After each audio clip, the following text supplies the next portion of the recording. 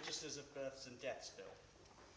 Welcome to this Public Bill Committee on the Registers of Births and Deaths Bill. Before we begin, I would like to remind members to observe social distancing and only sit at the places that are clearly marked with a tick. I would also like to remind members that the Speaker has stated that masks should be worn in committee whenever you are not speaking. Notes passed should only be done electronically. The Hansard reporter will be most grateful if members emailed all copies electronically to hansardnotes@parliament.uk. The selection and groupings list for today's sitting is available in the room and online. In this case, no amendments have been tabled, and I have grouped all clauses and the schedule together in a single debate. Formal decisions on the clauses and schedules will be taken at the end. There will, however, be no further debate. We begin with the question that Clause 1 stand part of the bill, with which it will be convenient to consider all other clauses and the schedule. The question is that Clause 1 start part of the bill. Andrew Mitchell. Well, Mr McVeigh, may I first of all say on behalf of the whole committee what a pleasure it is to serve under your benign chairmanship and to welcome you to the chair.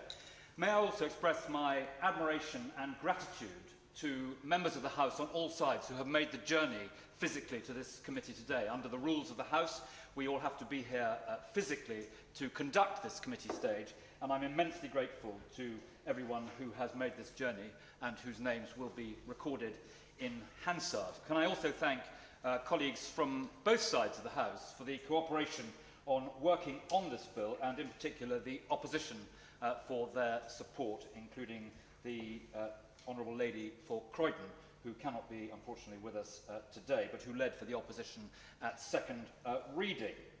May I also say that my honourable friend for Torbay, for reasons that the committee will readily understand and accept, cannot be here today, but in his absence we are joined by my honourable friend for Corby, who is double-hatting, although, of course, a government whip is also a government minister, and we're extremely grateful to him at short notice for taking on this speaking part, which is somewhat unusual for the government whip's office, or indeed any whip's office.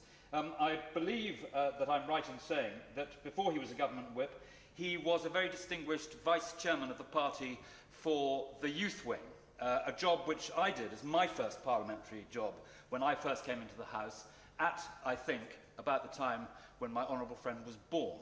So we're very grateful indeed to him for being here today and helping take this bill through committee. Now, Mr McVeigh, this is a very difficult time, and I therefore hope you will allow me just to express a couple of thanks for those who put together this morning so that this committee could take place. From the Clerk's Department, Adam Mellers-Facer, and Johanna Solberg from the Committee of Selection. Within the Home Office, Linda Edwards and Saskia Molkamp, and of course Jonathan Carter, who I should have mentioned at second reading, who drafted the bill. And I'm also very grateful that our former colleague, Lord Lancaster of Kimbolton, has generously agreed to take the bill through, should it get assent in this House, in the House of Peers. Mr McVeigh, the second reading made clear, at least I hope it did, that this bill was conceived in the royal town of Sutton Coldfield, my constituency, where the registry office was closed back in 2014. And as a result of that, at a difficult time in their lives, many of my constituents had to make the long journey from Sutton Coldfield into Birmingham to register a birth or a death. And on a day like today, the day after we have all had to come to terms with the terrible news about the scale of COVID death in our country, it brings home too that at a difficult time of great sadness often, the having to go physically into a registry office to register a death or indeed a birth is a hardship. And of course, as a result of this bill, it will all be able to be done online. In addition, of course, the bill, as I make clear at second reading, will save the taxpayer, save the Treasury, over 10 years, some £200 million, and that is an important point to bear in mind. So, while the bill was conceived in the royal town of Sutton Coldfield, it was definitely born in the Home Office, who strongly support this bill and who have been enormously helpful.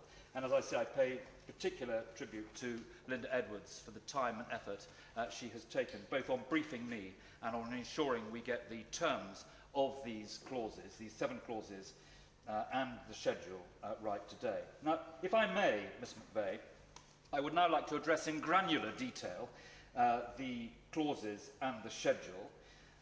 As I'm sure members of the committee will understand, we are changing the law of the land, and it's therefore most important that in this very technical area we set down what is intended. And I hope therefore that I may be relatively brief, but also extremely clear. Now, Ms McVeigh, currently under the Births and Deaths Registration Act 1953, the Registrar General for England and Wales provides the local registration service with paper birth and death registers and paper forms for making certified copies of the register entries, more commonly known as birth and death certificates. The registers have been paper-based since 1837. Since 2009, registrars in England and Wales also record the birth and death registration information electronically in parallel with the paper-based system due to the existing outdated legislation requiring the paper-based system, which is a duplication of effort for registrars. Clause 1, subsection 2 amends the Act and substitutes section 25 with a new section 25. This new section allows the Registrar General to determine how registers of live births, stillbirths and deaths are to be kept, and contains additional provision appropriate for registers being in electronic form only. This will allow the duplication of processes to be removed by allowing the Registrar General to remove the requirement for paper registers and move to electronic birth and death registers. Subsection 2 allows the Registrar General to require that registrars keep information in a form which will allow the Register General and the Superintendent Registrar to have immediate access to all births and death entries as soon as the Registrar has entered the details in the electronic register. In the case of stillbirths, subsection 2b allows only the Registrar General to have immediate access to the entries in the register. Currently, the Superintendent Registrar and Registrar General would only have access to the birth and death entries upon receipt of the quarterly returns. Subsection 3 provides that where a register is kept in such form, for example, electronic form, any information in that register made available to the Registrar General and Superintendent Registrar is deemed to be held by that person, as well as the Registrar, when carrying out that person's functions. In other words, for the issue of certified copies and for data sharing powers. Subsection 4 provides that anything that is required for the purpose of creating and maintaining the birth and death registers, for example, providing registrars with the electronic system, is the responsibility of the Registrar General. Subsection 5 also places a responsibility on the Registrar General to provide the required forms they will need in order to produce certified copies of entries, for example, birth and death certificates. Sections 26 and 27 of the Act set out the requirements for quarterly returns. Currently, copies of all the entries of live births, stillbirths and deaths made in the paper registers are transmitted by the Registrar to the Superintendent Registrar. The Superintendent Registrar is required to certify the entries as a true copy and deliver them to the Registrar General on a quarterly basis. The process of quarterly returns is completed electronically. The Registrar General holds a central repository of all births and deaths which have been registered in England and Wales, from which certificates can be issued. Clause 1, 3a and b of the Bill omit sections 26 and 27 of the Act, which set out the requirements for the quarterly returns made by a registrar and superintendent registrar, as they will no longer be needed due to the entries for all births and deaths being held on a single electronic register, which will give the superintendent registrar and the registrar general immediate access to the records as provided for by subsection 2. Clause 1(3)(c) omits section 28 of the Act, which sets out how paper birth and death registers need to be stored by registrars, superintendent registrars and the Registrar General. With the introduction of an electronic register, this provision will no longer be required.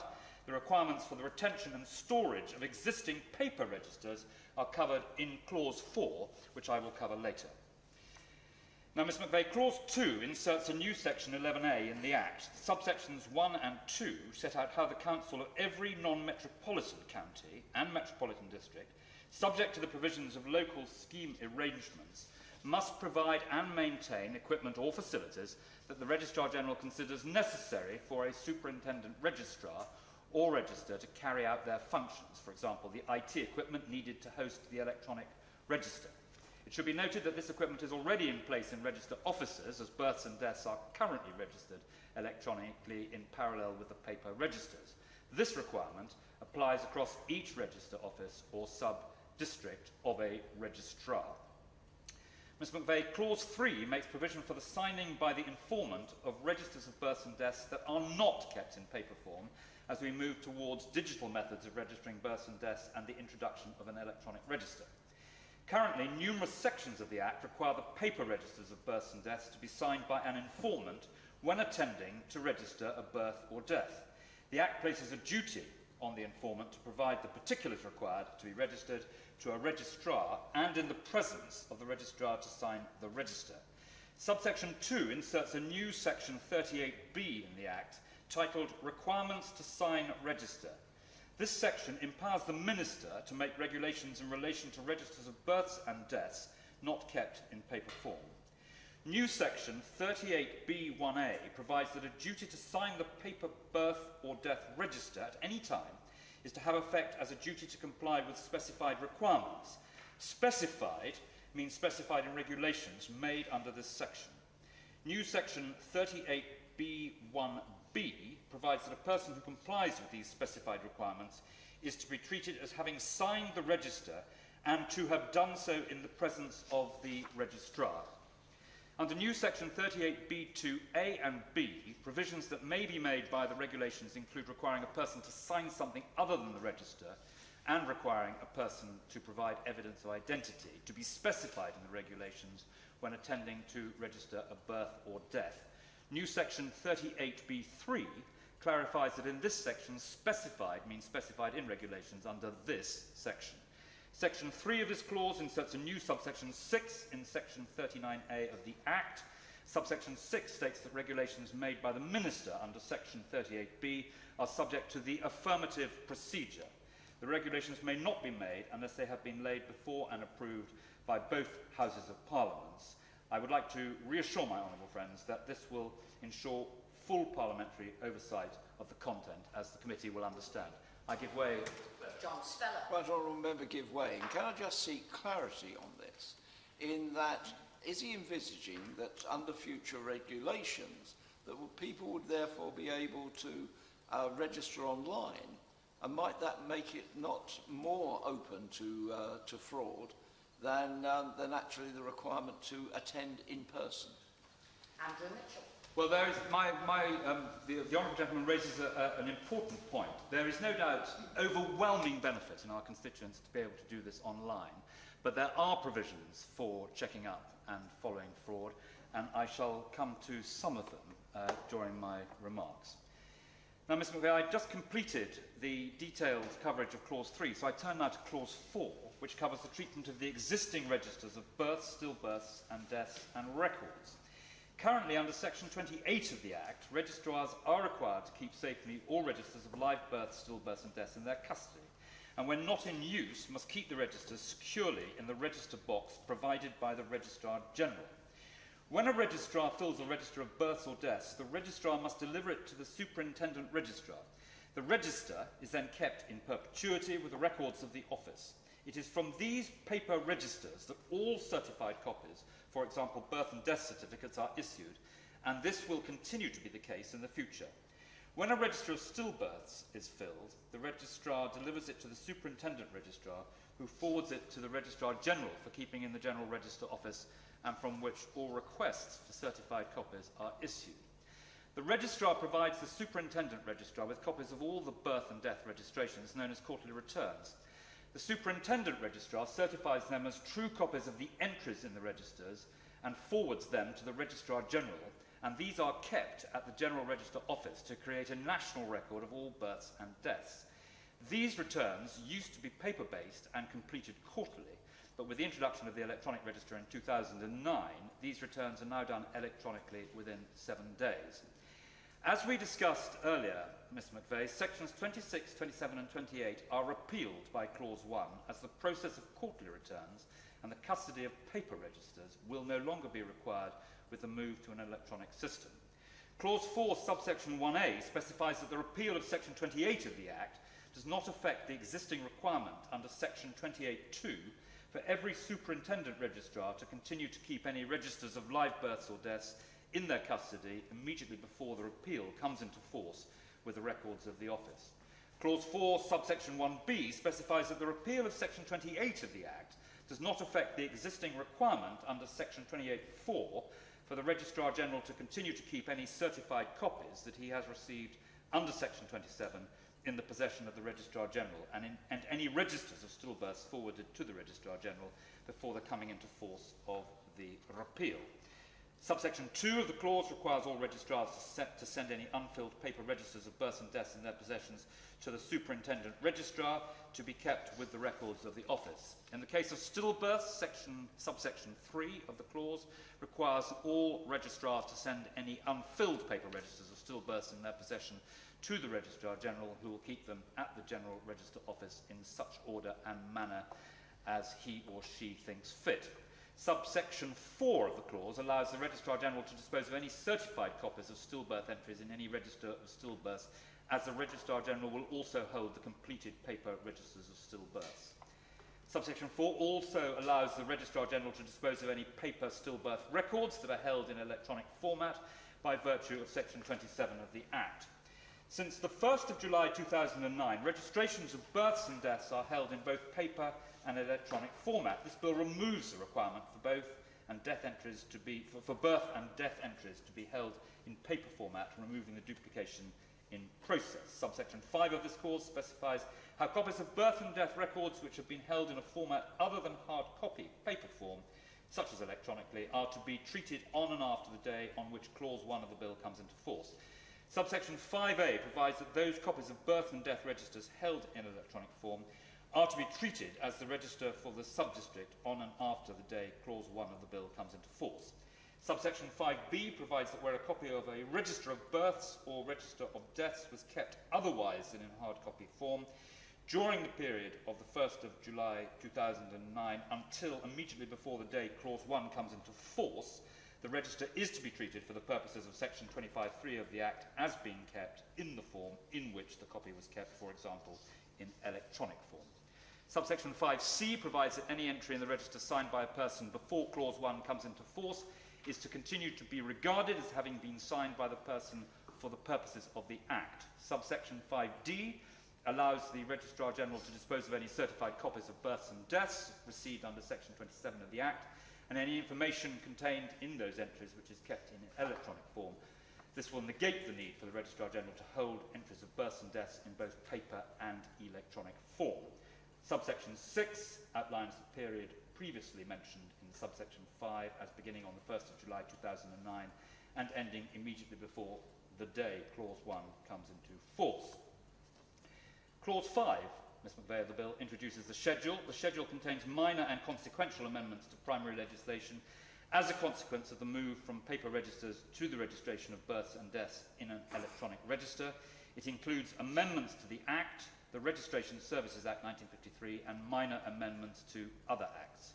Clause 6 delegates to the Secretary of State the power to make further consequential provisions by regulations on any provision of the bill. Regulations that amend, repeal, or revoke any provision of primary legislation must be made according to the affirmative procedure. Regulations that do not amend, repeal, or revoke any provision of primary legislation are to be made according to the negative procedure.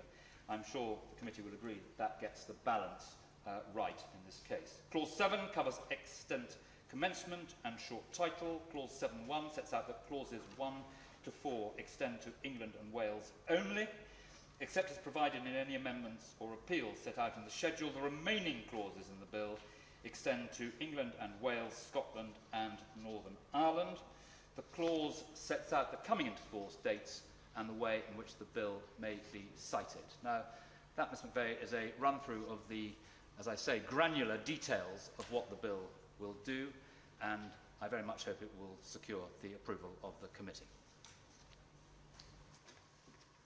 Minister.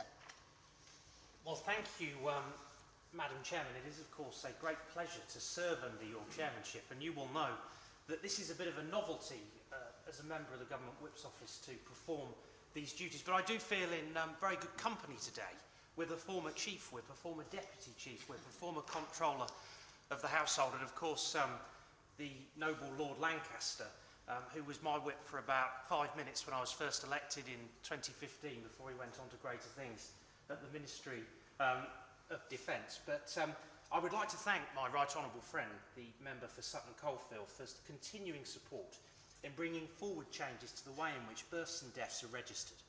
The Government is very supportive of this bill and delighted it has been able to reach this stage.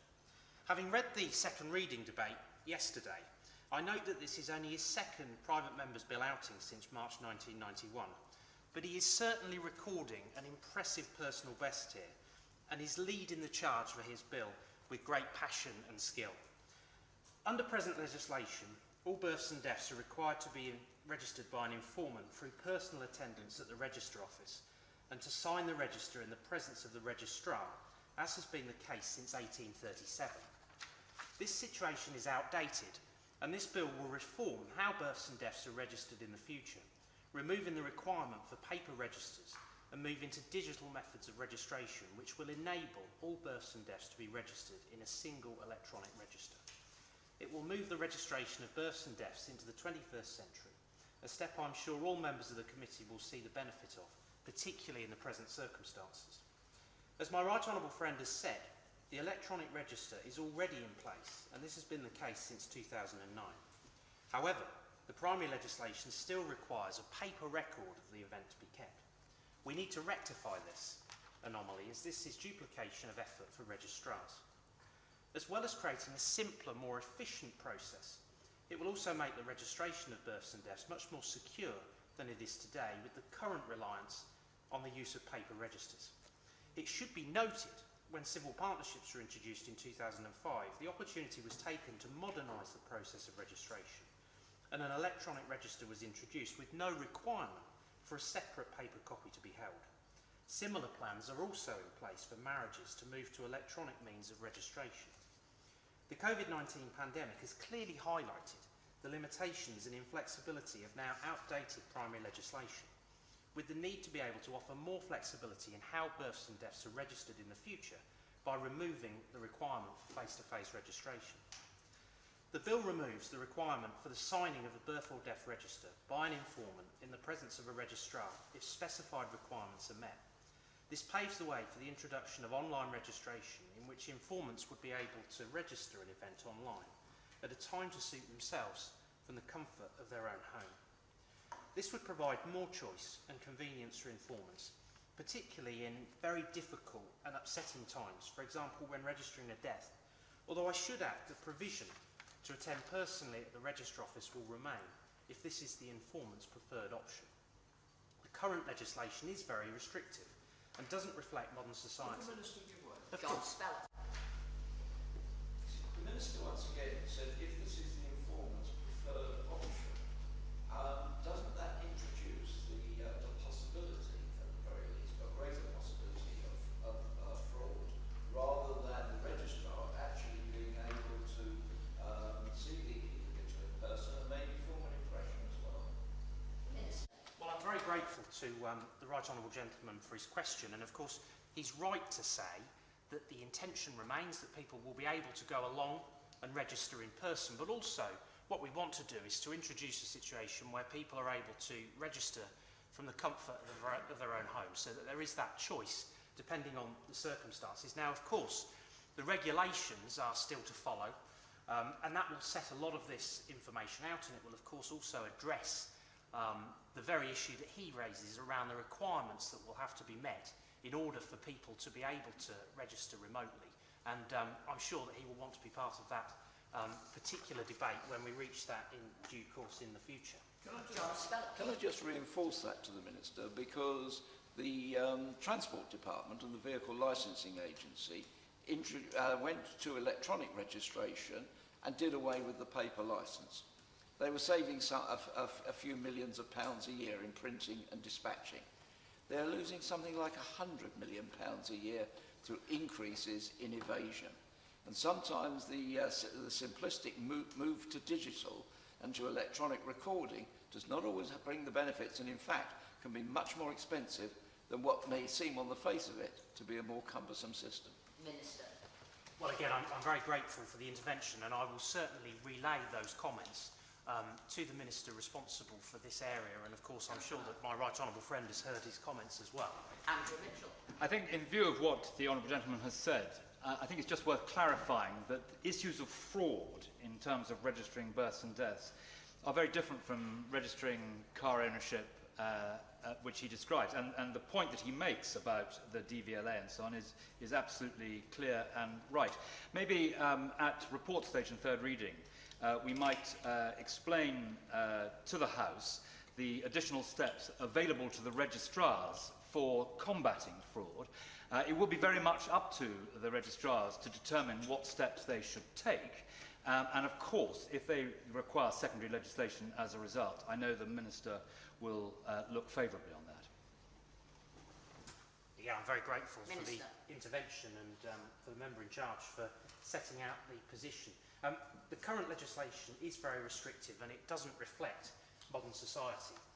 I know that honourable and right honourable friends will recognise the importance of taking these changes forward to modernise the process of registering births and deaths. The Government is therefore fully supportive of this bill and looks forward to it passing the committee today.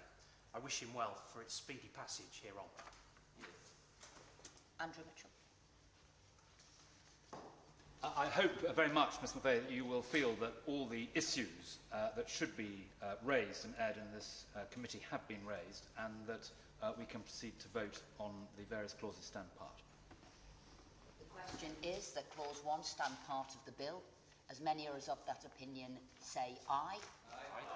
On the contrary, no. I think the ayes have it. The ayes have it. We now come to formal decisions on the remaining clauses in the schedule, which have all already been debated.